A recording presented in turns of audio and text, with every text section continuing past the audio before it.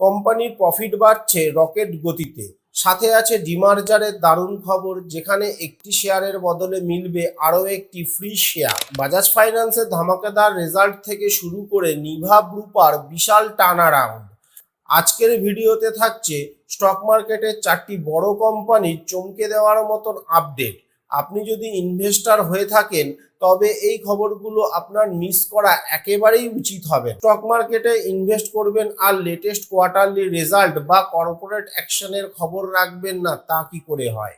আজকে আমরা আলোচনা করব Bajaj Finance, Pricol, Eris Life Science এবং নিভা বুপারের লেটেস্ট পারফরমেন্স নিয়ে।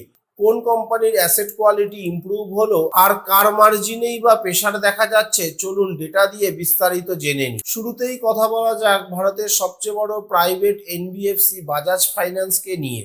এদের রেজাল্ট সত্যি ইমপ্রেসিভ। কোম্পানির কনসোলিডেটেড নেট প্রফিট 27.37% বেড়েছে, রেভিনিউ বেড়েছে প্রায় 19.58% এবং নেট ইন্টারেস্ট ইনকাম বা এনআইআই তেও 23% দুর্দান্ত গ্রোথ দেখা গেছে। শুধু তাই নয়, নতুন লোন বুকিং 19% বেড়ে 16 মিলিয়নে পৌঁছেছে। ইনভেস্টরদের জন্য সবচেয়ে বড় স্বস্তির খবর হলো কোম্পানির গ্রস এনপিএ বা নন পারফর্মিং অ্যাসেট কমে 0.96% হয়েছে, অর্থাৎ প্রফিট বাড়ার সাথে সাথে অ্যাসেট কোয়ালিটিও আগের তুলনায় মজবুত হয়েছে। অটো কম্পোনেন্ট সেক্টরের এই কোম্পানিটি ইনভেস্টরদের জন্য নিয়ে এসেছে বড় খবর।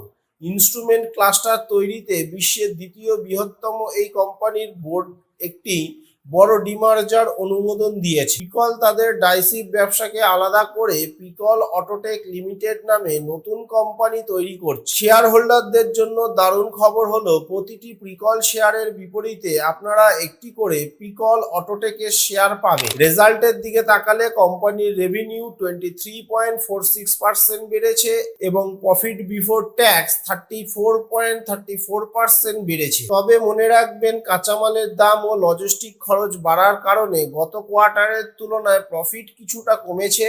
ম্যানেজমেন্ট জানিয়েছে এই খরচ রিকভার হতে 3 থেকে 6 মাস সময় লাগতে পারে। ফার্মা সেক্টরে এই কোম্পানিটি প্রধানত ক্রনিক থেরাপিতে কাজ করে এবং এদের রেজাল্ট বেশ পজিটিভ। কোম্পানিটির কনসোলিডেটেড নেট প্রফিট 20.68% বেড়েছে, রেভিনিউ বেড়েছে প্রায় 13%। সবচেয়ে বড় ইন্টারেস্টিং ডেটা হলো এদের নতুন সোমাগ্লুটাইড ব্র্যান্ড লঞ্চের প্রথম কোয়ার্টারেই ভলিউমে 20% মার্কেট শেয়ার দখল করে নিয়েছে। তবে ইনসুলিন ও নতুন প্রোডাক্ট শিফটিং এর কারণে কোম্পানির মার্জিনে কিছুটা চাপ রয়েছে, যা ম্যানেজমেন্টের মতে Q3 থেকে ঠিক হতে পারে। পাশাপাশি বোর্ড প্রতি শেয়ারে 7.21 ইন্টেরিয়ম ডিভিডেন্ডের কথাও ঘোষণা করেছে। সবশেষে কথা বলবো স্ট্যান্ড অ্যালোন হেলথ ইন্স্যুরেন্স কোম্পানির নিভা বুপাকে নিয়ে।